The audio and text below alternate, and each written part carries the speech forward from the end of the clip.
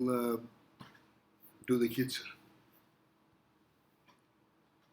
So we'll know where we are, what we've been dealing with.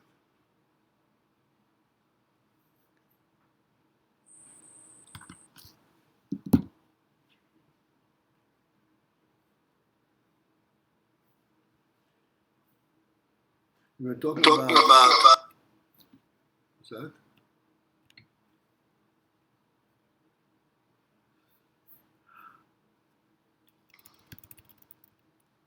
We're talking about the makif of Ak, Odom Kadmon.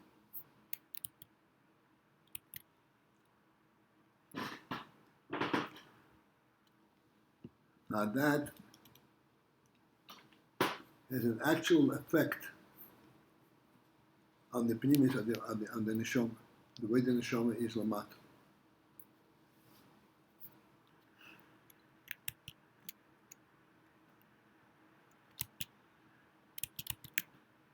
Let's go into the kitzur and we'll have a chance to deal with certain aspects.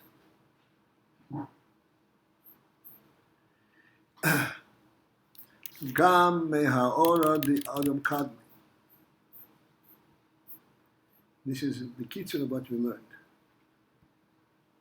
There's also the inyan, that the ha'ora of Adam Kadmon, the effect of Adam Kadmon. Again, to put these words into some kind of a focus, Adam Kadmon means the Adam that precedes all creation. Kadmon precedes, that is before the creation.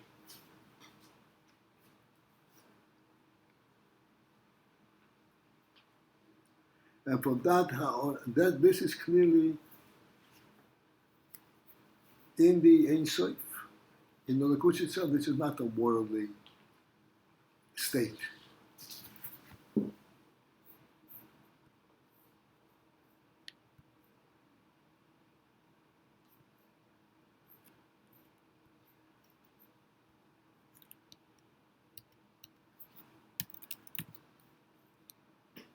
I wanted to give the following starting point, the following introduction, so that we have some kind of a handle of what we are talking about. It is to be understood that even though that Hashem created a world, it's really a self-contained world that is worldly throughout. Everything that occurs in the world can be explained with worldly reasoning.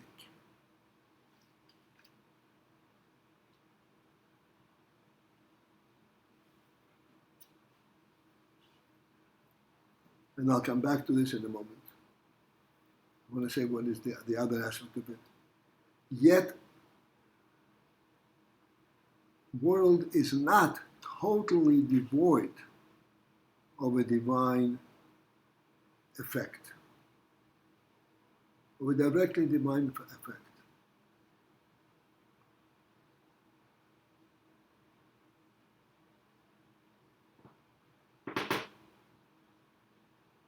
Which is not worldly.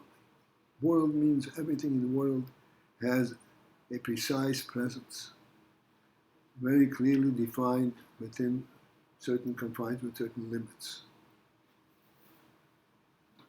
But world is a divine creation, and thus it is not exclusively world. There is a divine ha'ora, influence, effect on the world too. There's a certain aspect in world that cannot be explained and understood and grasped in worldly terms. And yet, this is what complements the world itself.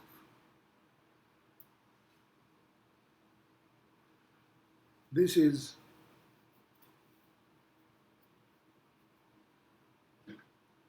the reminder, so to speak, that the world is a divine creation. But more importantly, this provides within the world the ability to rise higher than world.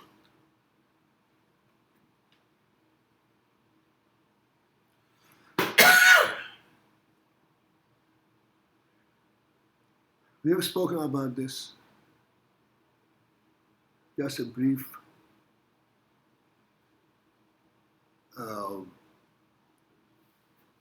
introduction.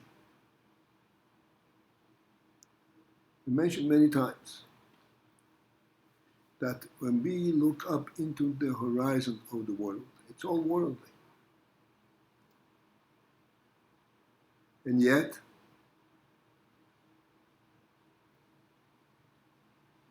we do not see the horizon as a finite, as a limited presence. In fact, we're just looking into infinity.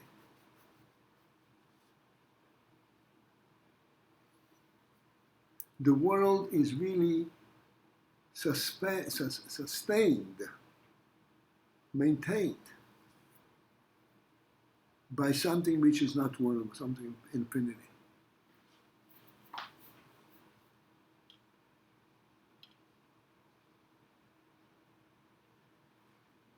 Particularly, come to the human being, as we mentioned many times, an interesting thing. A human being lives within certain limited activities circle. And yet, if you put him in a confined area, into a room, like what's called a jail, you could put him into a finite entity, area, which allows him to be what he is. And he is in profound suffering in those moments, in that situation. Why is he suffering? He's got his physical and worldly needs provided for.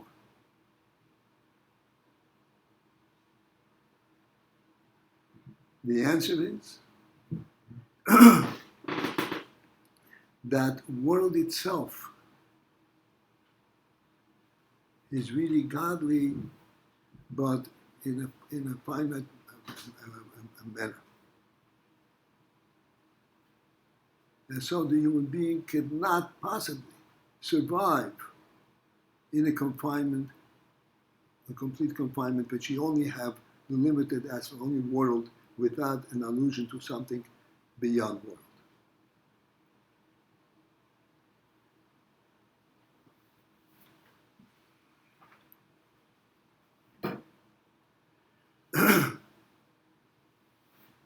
The reason that in the world we can recognize and seek to relate to something which is beyond world is due to the makif source of world.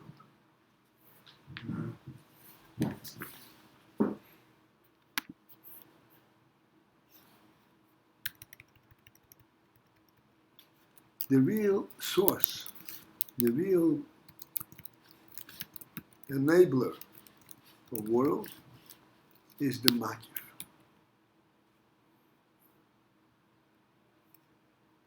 The makif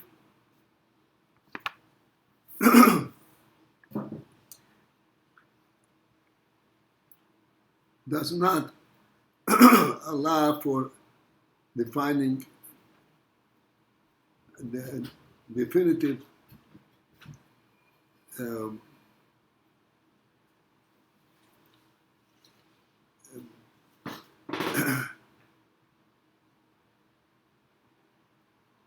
the dimensions. There's no dimensions.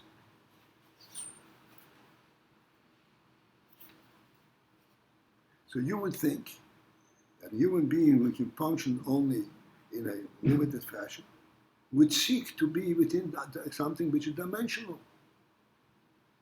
And yet, just the opposite is true. He's constantly looking out to that which has no dimension.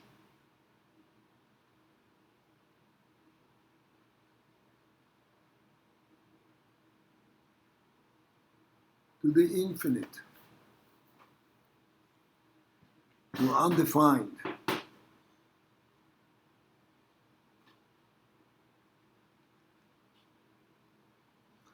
And this principle that is looking out to that which is undefined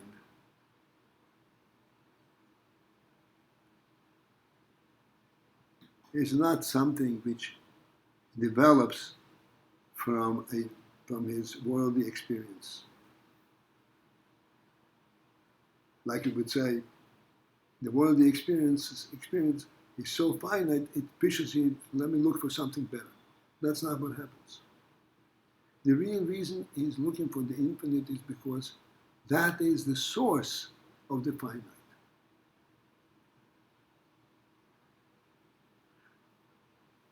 The finite is a divine creation. It is not a worldly presence per se.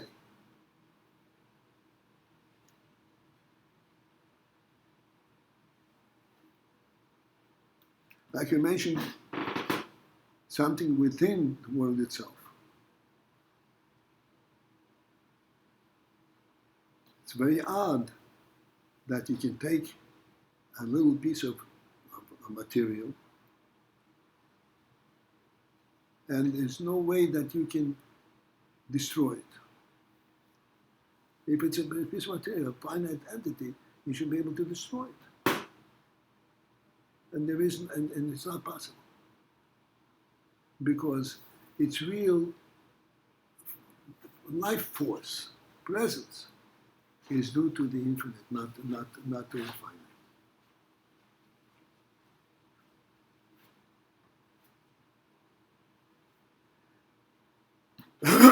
This is the makif, that we're talking about makif. Makif is really super worldly. Despite the fact that it's super worldly, it has a direct effect on what the world is based on makif.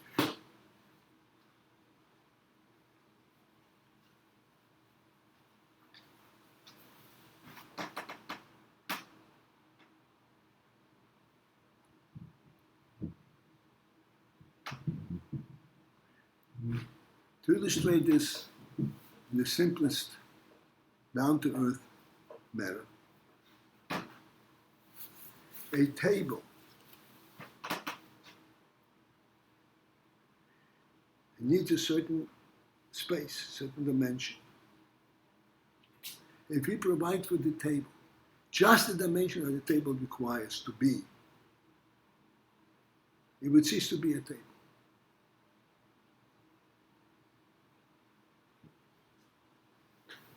Because a table is not only a board and four legs. A table has the surrounding, the access to it. It's part of the definition of a table. The environment in which it is placed is part of the definition of a table.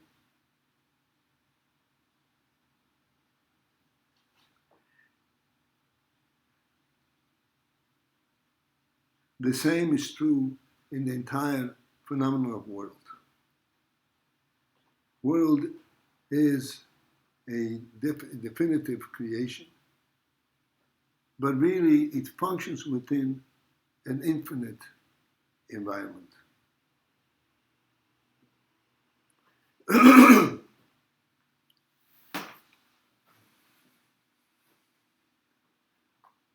So that we human beings who live in the world, and we are constantly using and partaking in all its finite provisions, are constantly aware, not aware, but relating to the infinite that is really the source of its being.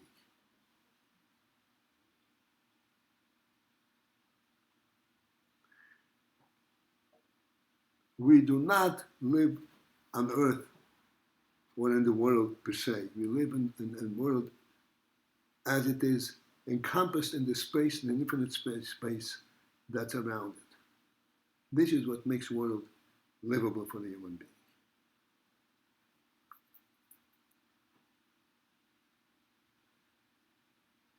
So the Rebbe explains the makif. There is a different levels of makif, but the lower makif is that which actually enables the world itself. Excuse me.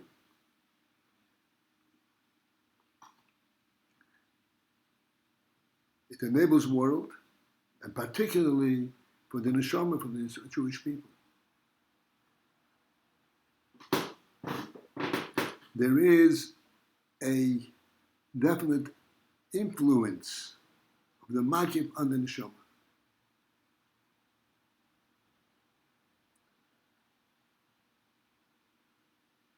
And now we'll see, we'll go into the kitzur inside. Gam also, mehaoras the ak, of the haora, of the effect of ak, odom kadmi, which is that which is before world. Hu hakoyach mesiras nefesh. This is where we get the koyach, the ability for mesiras nefesh, al kiddush Hashem. Mesiras nefesh al kiddush Hashem. Mesiras nefesh, in order to identify with the godliness.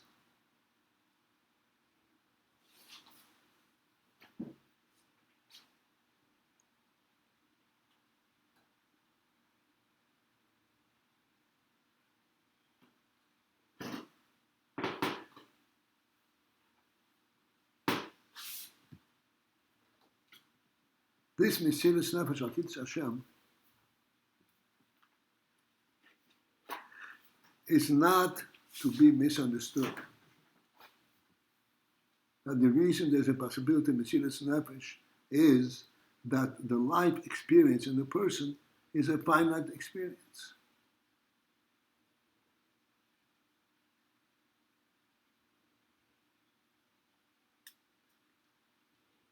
The real reason Mesiras Nefesh is not because it's a finite experience.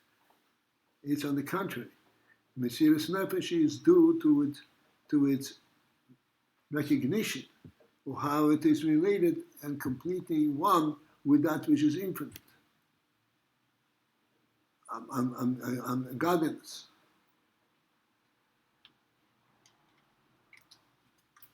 Because it is essentially on a godly level, this is why he is able to go Mesiras Nefesh.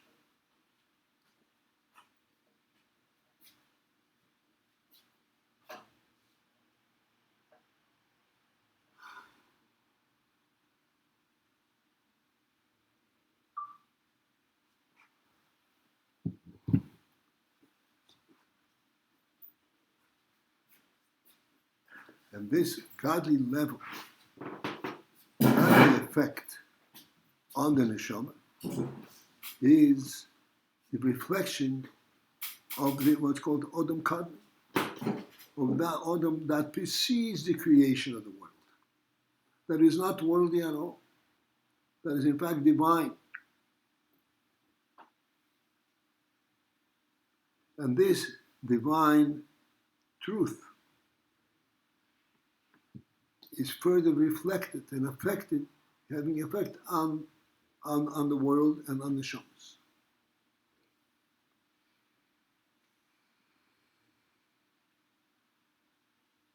As we explained in the beginning today,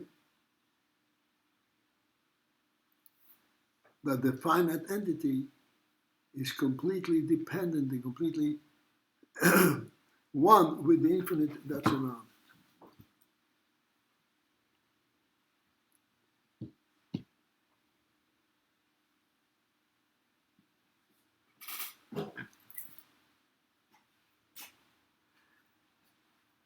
And this ha'ora of ak. Ha'ora means the reflection, the effect of Adam Kadmon. From this, this is where the koyach of Mesilas Nefesh al Kiddush Hashem is coming from.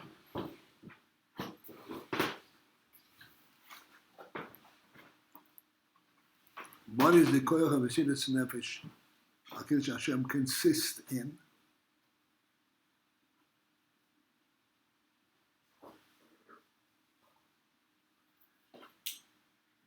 Mesilas Nefesh means he gives away his life. Once one gives away his life, there's nothing left. How can one give away, so to speak, everything that he has?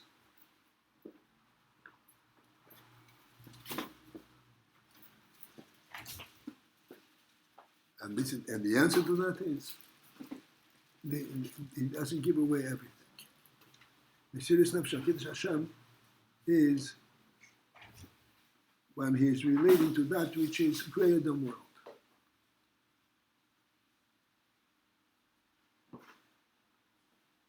And this cognizance of greater than the world, and the relating to a greater than world, higher than world, is true in every neshama.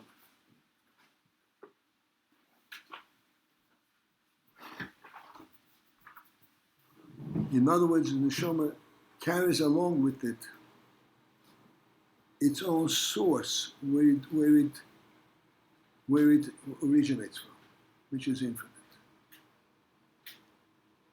It is never completely severed from its source.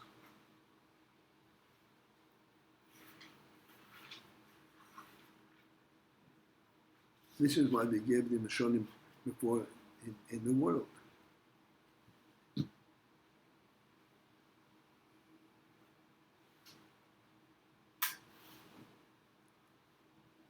And this is what the Rebbe explains.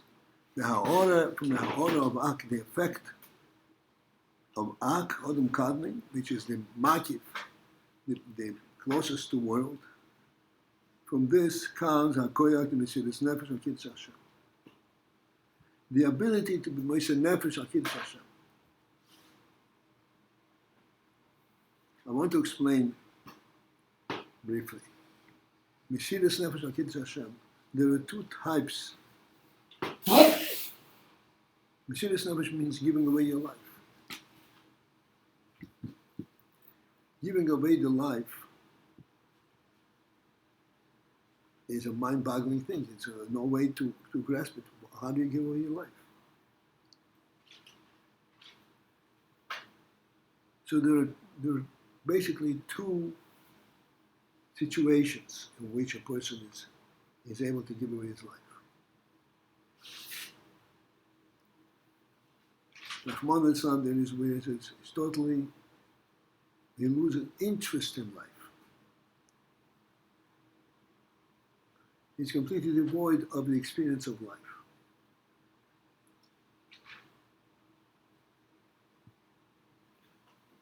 And then there is the opposite, where he recognizes the infinity behind life. What does life represent? Represent the source where life comes from. This is the divine makif from where it comes from. The Mesilas Nefesh that we talk about, Kiddush Hashem, is the second unit of the Al-Kiddush Hashem means because he actually recognizes that which is beyond the limited life that he experiences. He, in his worldly life, is constantly relating to the godliness, which is the source of life.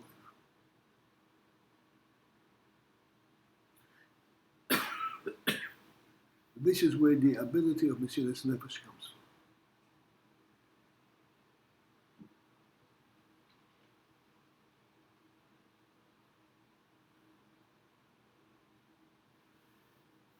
So again, Mesiras Nefesh is not despondency or just hefkid and letting yourself go. Mesiras Nefesh is a positive approach to reality, to the reality of Nefesh.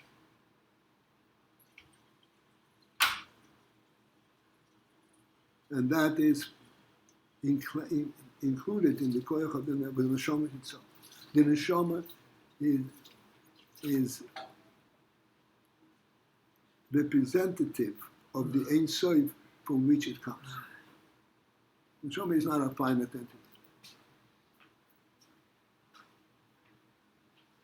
And therefore, when it comes to Mesiras Nefesh, of giving up the finite life, the neshama is able to do that. Because its life does not consist in this finite experience.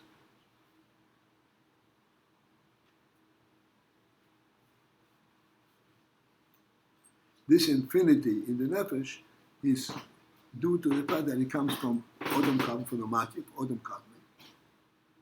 And therefore this Makif, Odom Kadmon, is part and parcel of the experience of the nefesh, of its own identity.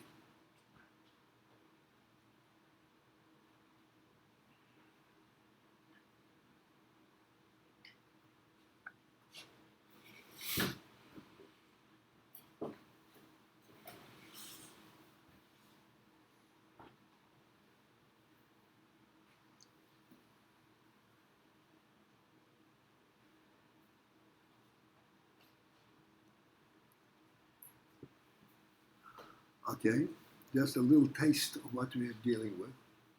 Are we game to go on?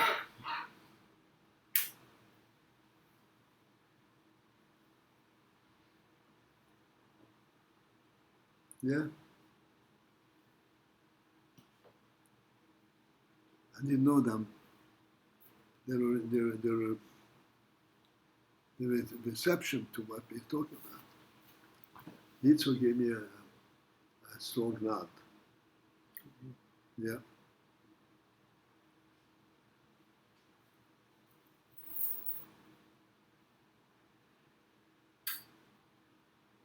The real principle that we want to emphasize over here, we know that a human being is capable of all kinds of different great things.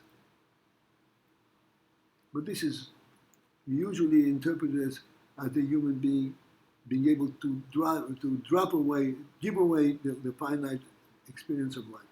But that is not what it is. The reason that it is Mesiras Nefesh is because he actually has a view of the infinite.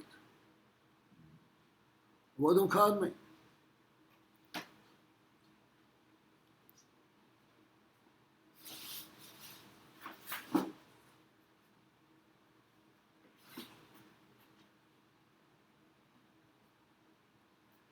And let's continue in the top line on the kitzur.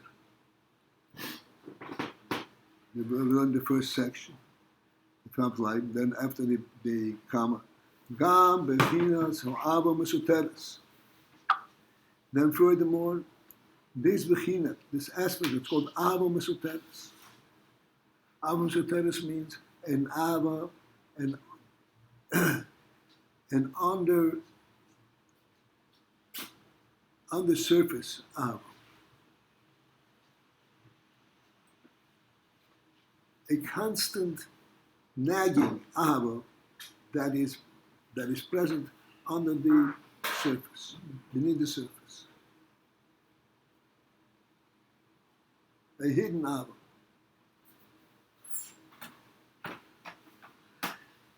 This too is due to the presence of the ha'or of the makif. In other words, Ava Mesuteres is an odd thing.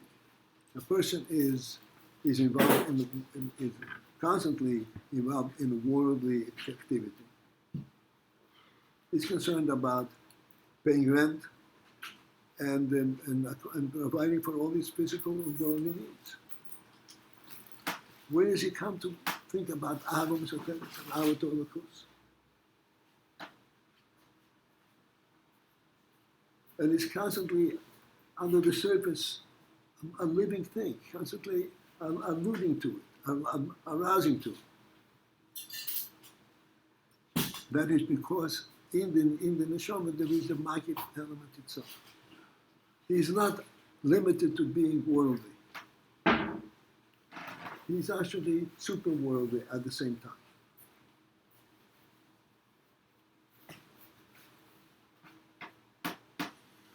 And then furthermore, okay, just a few more words, ubibchirosoi, and then it is within his own choice, within his own ability.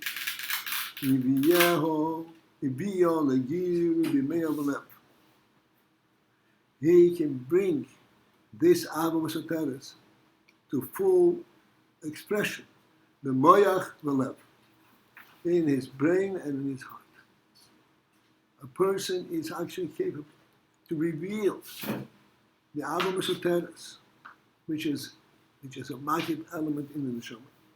He can reveal it to become imbued and experience in his moyach and lev the senior ayin from the Ava Soteres.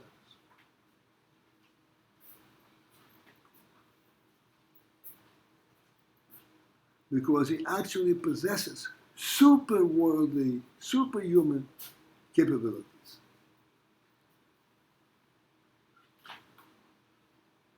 To be able to reveal and to relate to something which is not finite.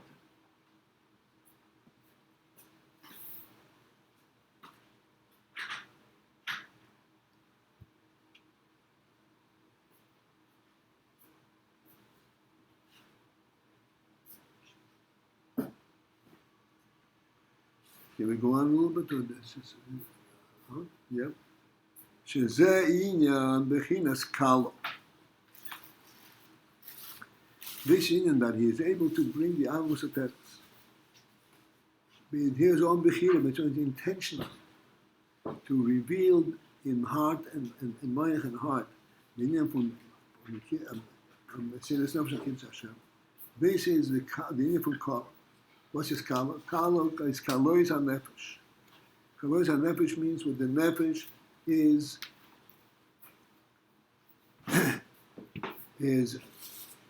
jumping out from its own finite state. It doesn't relate to its finite state. It goes out to the source of that which is the infinite source for this finite state.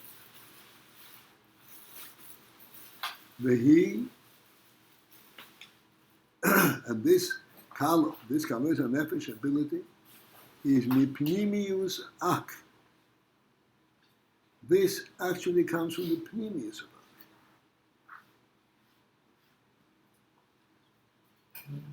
ak.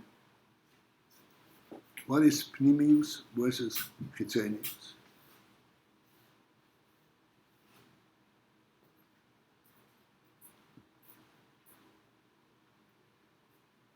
Chitzonius is how things appear.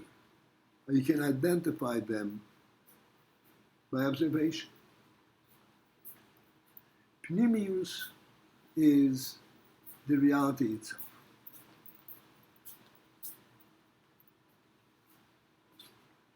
To have an ahava masut ahava in the heart and in the mind, you have to have something, a real identity. It cannot be just something that you observe. It must be something that you actually experience.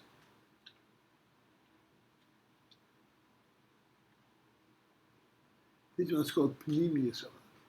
Pnimius means that actually we are not just recipients of Ak, but we are insiders of Ak. We identify it. We don't only have its effect, but we are really part of it. That's what pnimius of Ak.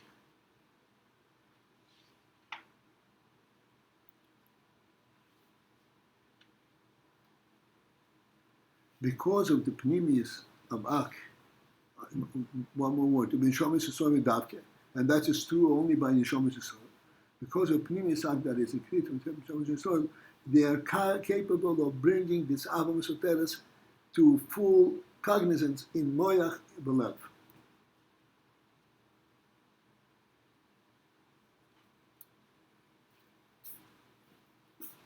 Because they have the pnimis. They have not only that which can be identified and observed, but they're actually part and parcel of it. This is why their moyach and their heart and mind fully understands it, recognizes it. When you observe something, you're outside. So you cannot fully comprehend what it is. But inside it, then you fully understand what it is.